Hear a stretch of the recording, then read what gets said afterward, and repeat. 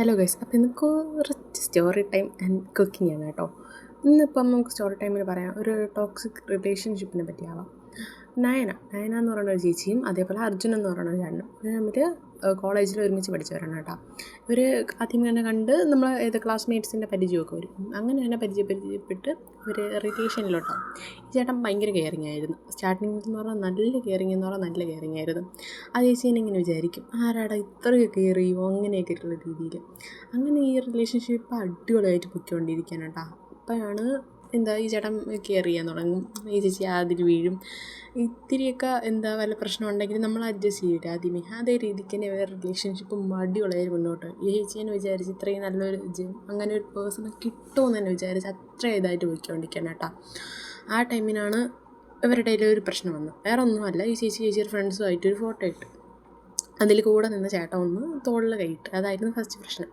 അപ്പോൾ ഈ ചേച്ചി വിചാരിച്ചു ചിലപ്പോൾ അത് ഒരു ബോയ് ഫ്രണ്ടിന് ആക്സെപ്റ്റ് ചെയ്യാൻ പറ്റാത്തതിൻ്റെ പ്രശ്നങ്ങളായിരിക്കാം എന്ന് വിചാരിച്ച് ഈ ചേച്ചിയും പറഞ്ഞു, സോറി ഇനി അങ്ങനെയൊന്നും പറ്റത്തില്ല എന്നൊക്കെ പറഞ്ഞ് ഈ ചേച്ചി ഓക്കെ ആയി. കുറച്ച് ദിവസം കഴിഞ്ഞപ്പം വീണ്ടും ഇതേപോലെ തന്നെ ഓരോ പ്രശ്നങ്ങൾ.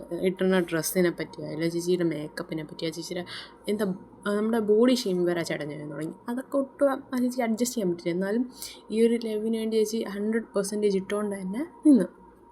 അങ്ങനെ ഇരിക്കെ ഒരു ദിവസം ഇത് വലിയൊരു പ്രശ്നമായെന്ന് പറഞ്ഞാൽ ഈ ചേച്ചിക്ക് ഒട്ടും പറ്റാത്തവർ. അങ്ങനെ ആ ചേട്ടൻ ഓപ്പണായിട്ട് എന്ത് വേണം വിളിച്ച് പറയാനുള്ള ഒരു സ്പേസ് ആയിട്ട് ആ ചേച്ചി എടുത്ത്. അങ്ങനെ അവരുടെ റിലേഷൻഷിപ്പിൽ തന്നെ ഭയങ്കര പ്രശ്നങ്ങൾ വരാൻ തുടങ്ങി. അങ്ങനെ ഇരിക്കെ ഈ ചേട്ടൻ വായിന്ന് വന്നതെല്ലാം വിളിച്ച് പറഞ്ഞിട്ട് നീ ഇല്ലെങ്കിലും എനിക്ക് ജീവിക്കാൻ അറിയാമെന്ന് പറഞ്ഞു. ഈ ചേച്ചി എന്നിട്ടും സ്വന്തം സെൽഫ് റെസ്പെക്റ്റ് വരെ കളഞ്ഞിട്ടാണ് ഈ ചേട്ടൻ്റെ കൂടെ നിന്നത്.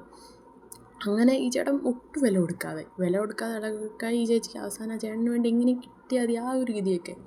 അങ്ങനെ ഫ്രണ്ട്സുമായിട്ടിരിക്കുന്ന ടൈം ഫുൾ മാറ്റി ഇവരോടുള്ള കളികൾ ചിരികൾ അതൊക്കെ ഒഴിവായി ചേച്ചി ഇപ്പോഴും സൈലൻ്റായ ഒരു പേഴ്സണായിട്ട്. അവസാനം ചേച്ചിക്ക് തന്നെ തോന്നി ചേച്ചിക്ക് നീ പറ്റിയാന്നൊക്കെ.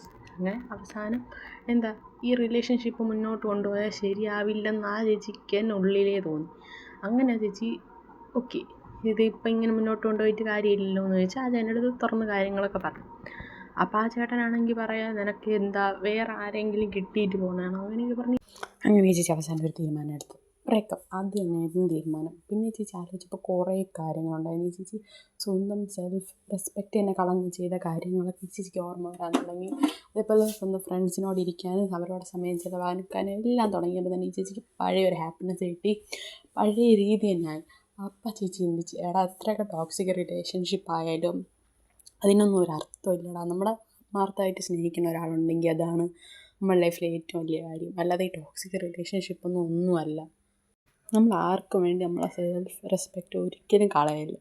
കാരണം അതാണ് നമുക്കുള്ള ഏറ്റവും വലിയൊരു കാര്യം. അത് പോയാൽ പിന്നെ നമ്മളെ ജീവിതത്തിൽ നമ്മൾ എന്തൊക്കെ ചെയ്തിട്ട് ഒരു കാര്യമില്ലടാ. നമ്മൾ ഒരാളെ വില വയ്ക്കണമെങ്കിൽ നമുക്ക് സെൽഫ് റെസ്പെക്റ്റ് ആദ്യം വേണം.